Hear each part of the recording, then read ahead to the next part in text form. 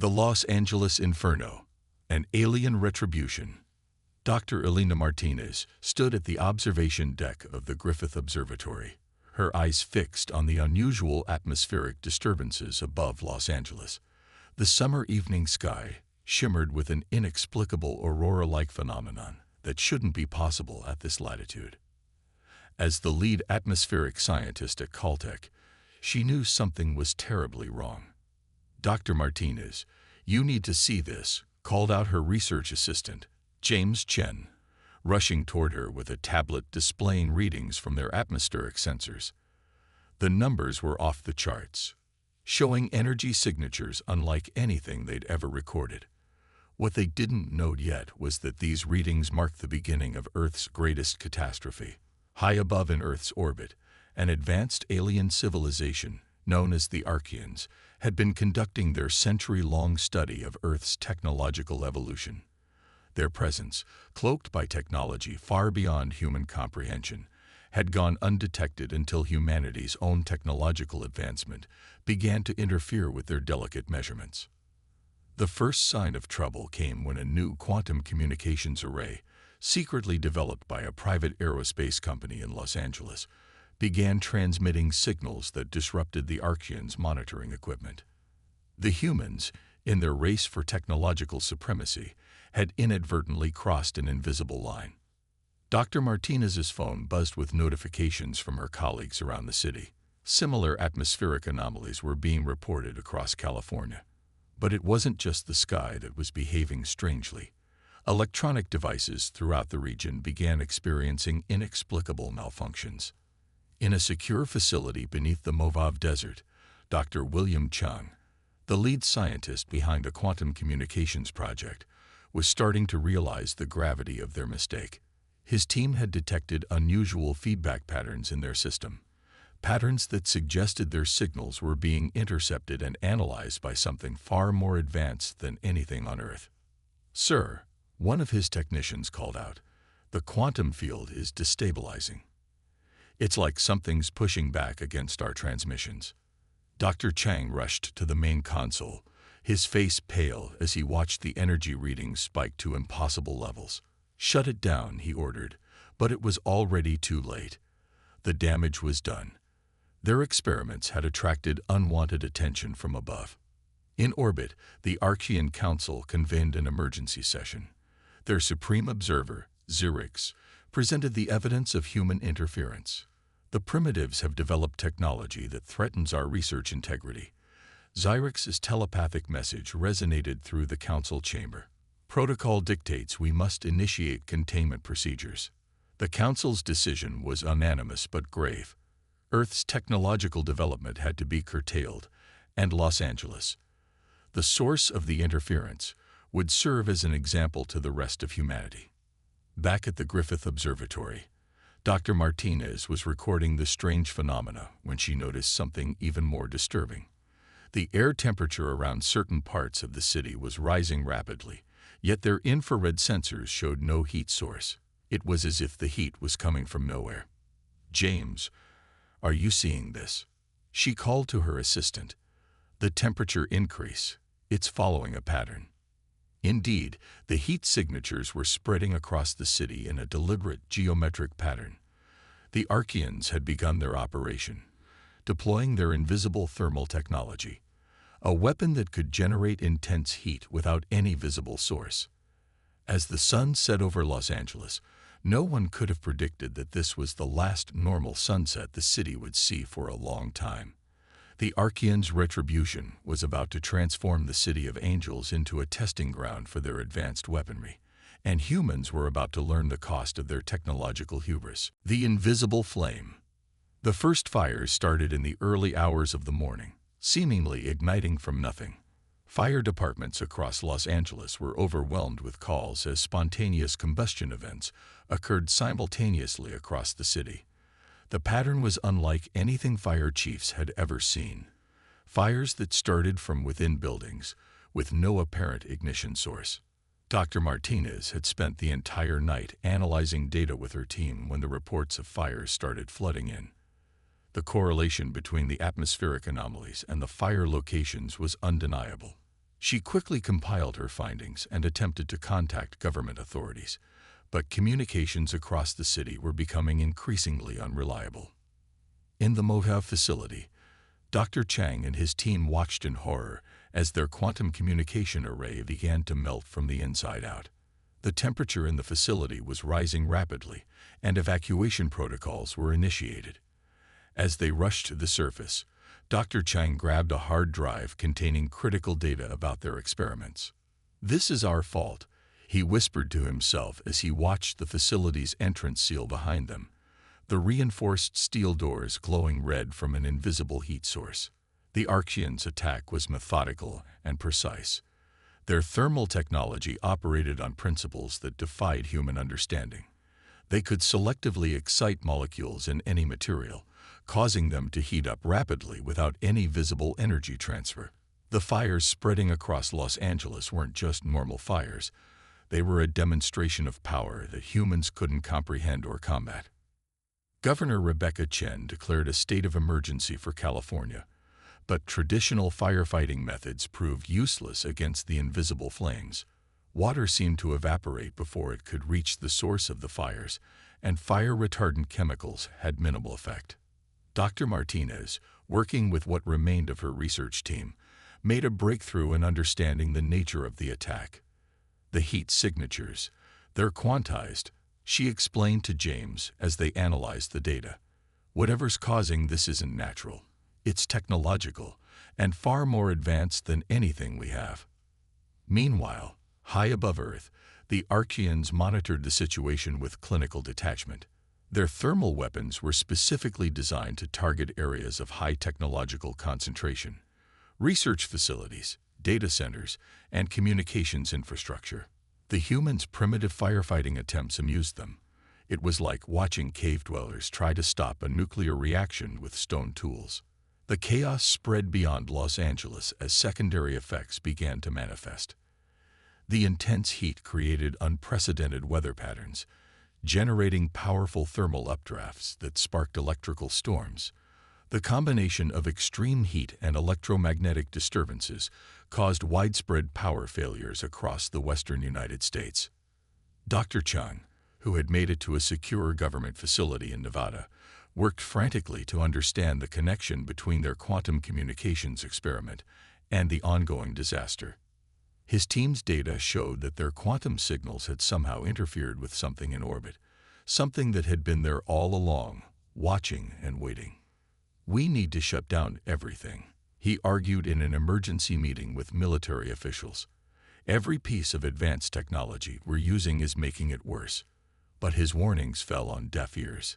The military was already mobilizing its own high-tech response, unaware that this would only escalate the situation. As the second day of the crisis dawned, the true scope of the disaster became apparent. The invisible fires had spread to key infrastructure across California, specifically targeting anything with significant technological complexity. Hospitals were forced to evacuate as their electronic equipment began to fail, and transportation systems ground to a halt as vehicles mysteriously overheated. The Archians watched with satisfaction as their message began to take effect. The humans would learn that there were consequences to blindly pushing technological boundaries without understanding the greater cosmic context. The discovery: as California burned, a breakthrough came from an unexpected source. Dr. Sarah Chen, an astronomer at the Keck Observatory in Hawaii, had been analyzing unusual patterns in space-based observations when she noticed something extraordinary. The astronomical data showed subtle distortions in the space around Earth, distortions that suggested the presence of massive cloaked objects in orbit. Dr. Martinez and Dr. Chang were quickly connected with Dr. Chen through one of the few remaining secure communications channels. As they shared their findings, a terrifying picture began to emerge. The quantum communications experiment hadn't just created interference. It had penetrated a sophisticated cloaking field that had been hiding something massive in Earth's orbit for decades. "They'd been studying us," Dr. Chen explained, her voice trembling with the implications, like scientists observing animals in their natural habitat. "And now we've disrupted their observation post." The revelation sparked a new understanding of the crisis. The fires weren't random acts of destruction. They were a calculated response to human technological development. The Archians were systematically targeting any technology that could potentially interfere with their research operations. Meanwhile, the situation in Los Angeles had reached a critical point. The city's technological infrastructure was in ruins, and the invisible fires had created a unique form of urban hell. The heat had become so intense in some areas that buildings were beginning to warp and collapse, their steel frameworks unable to withstand the molecular excitement caused by the Archian weapons. Dr. Chang, working with military scientists, made another crucial discovery. The quantum communications array had inadvertently created a temporary window through which they could detect the Archian vessels. The data suggested that the aliens' technology operated on principles that merged quantum mechanics with gravitational manipulation, something human science had only theorized about. They're not just more advanced than us, Dr. Chang explained to a joint session of military and scientific leaders. They're operating on a completely different level of physical understanding. Our most advanced technology must seem like stone tools to them. The Archians, aware that humans had begun to detect their presence, intensified their campaign. New forms of their invisible fire technology began to manifest, targeting specific materials and compounds essential to human technological civilization. Silicon-based electronics would spontaneously fail, and certain metal alloys would become unstable at the molecular level. Dr. Martinez's team discovered that the attacks followed a precise mathematical pattern, one that seemed to be counting down to something. They're not just punishing us, she realized. They're giving us a chance to understand and comply with whatever they want. The pattern revealed that the attacks were gradually expanding outward from Los Angeles, following the spread of human technological development. Each new wave of destruction seemed carefully calculated to disable specific types of technology, while leaving basic infrastructure relatively intact. In orbit, the Archian Council debated the effectiveness of their intervention. Some argued for more dramatic measures, while others insisted that the current approach would successfully guide human development back to acceptable parameters. Xerix, the supreme observer, maintained that humans needed to learn their place in the cosmic hierarchy. As the third week of the crisis began, Dr. Chen made another startling discovery. The astronomical data suggested that the Archian vessels were not just research stations, they were part of a vast network of similar installations throughout the solar system. Earth was just one of many observation points in a grand scientific project spanning the entire solar system. The implications were staggering.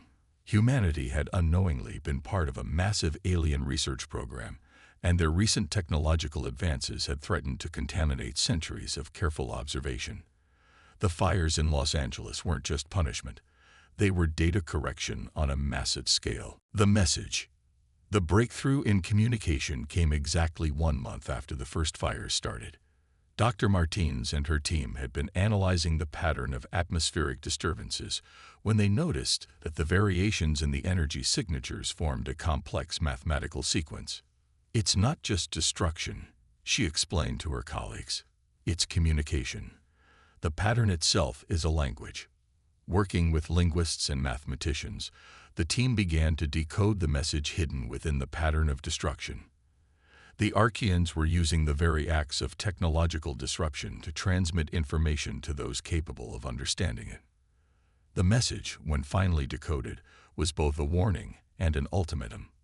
The Archians explained that they had been conducting a long-term study of technological evolution across multiple star systems. Earth was part of a controlled experiment, and human advancement had begun to contaminate their data. Dr. Chang, reading the decoded message, felt a mix of awe and terror. They're not just advanced aliens, he said. They're cosmic scientists, and we've just contaminated their experiment. The message offered humanity a choice: either restrict technological development to prescribed parameters or face complete technological regression through continued application of the invisible fire technology. The Archians weren't interested in conquest or destruction. They simply wanted to maintain the integrity of their research. Meanwhile, The situation in California had reached a strange equilibrium. The fires had destroyed most advanced technology, but basic systems, those operating on simpler principles, remained functional. It was as if the Archians were demonstrating exactly what level of technology they would permit humanity to maintain. The global response to the crisis had been complicated by the selective nature of the attacks. Nations watched in horror as California burned, but were hesitant to offer aid for fear of drawing the same attention from above. The Archians' message made it clear that this was not a local crisis. It was a species-level warning. Dr. Chen, continuing her observations from Hawaii, detected changes in the Archian vessels' positions. They were adjusting their observation posts, becoming slightly more visible as if to acknowledge that complete secrecy was no longer necessary. The world's governments faced an impossible decision. The Archians' demands would essentially require humanity to deliberately restrict its technological progress, potentially for centuries. The alternative was the systematic destruction of all advanced technology, starting with California and spreading globally. The resolution. The final phase of the crisis came with a global summit convened in Geneva. Representatives from every nation gathered to discuss humanity's response to the Archian ultimatum. Dr. Martinez, Dr. Chang, and Dr. Chen presented their findings, explaining both the nature of the threat and the reasoning behind it. "We're not just facing an alien attack," Dr. Martinez explained to the assembly. "We're facing a fundamental choice about our species' future relationship with advanced cosmic civilizations." The debate was intense. Some nations argued for resistance, proposing to continue technological development in secret. Others advocated for compliance, seeing the Archians' demands as an opportunity to refocus human development on more sustainable paths. The Archians, monitoring the proceedings, provided a demonstration of their power that settled the debate. In a carefully controlled display, they used their invisible fire technology to disable every piece of advanced technology in Geneva for exactly 1 hour. The message was clear: resistance was not an option. The resolution came in the form of the Geneva Technology Accord.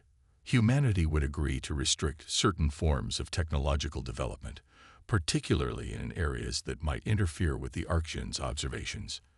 In return, the Archians would provide limited access to their scientific knowledge, enough to help humanity understand the boundaries they needed to respect. Los Angeles and California began the long process of rebuilding, but under new constraints. The city would become a model for the kind of technological development the Archians would permit, advanced enough to maintain a high standard of living, but carefully restricted to avoid interfering with their research. Dr. Chang's quantum communications project was permanently shut down, its facilities converted into a research center for understanding the new technological boundaries. The Archians provided detailed specifications of what they would and would not permit, creating a new framework for human scientific development. Dr. Chen established a new international organization dedicated to maintaining communication with the Archians and monitoring compliance with the Geneva Accord.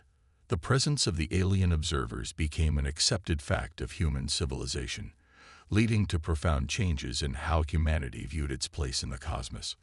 The fires of Los Angeles became a turning point in human history, the moment when humanity realized it was not alone in its scientific endeavors and that its technological development had consequences beyond Earth. The city's reconstruction became a symbol of humanity's new path forward, one that balanced progress with respect for greater cosmic authorities. As the city rebuilt, the invisible fires became a memory, but their message continued to shape human civilization. The Archians remained in orbit, their presence now acknowledged but still mysterious, continuing their observations of a species that had learned its place in a much larger scientific project. The end.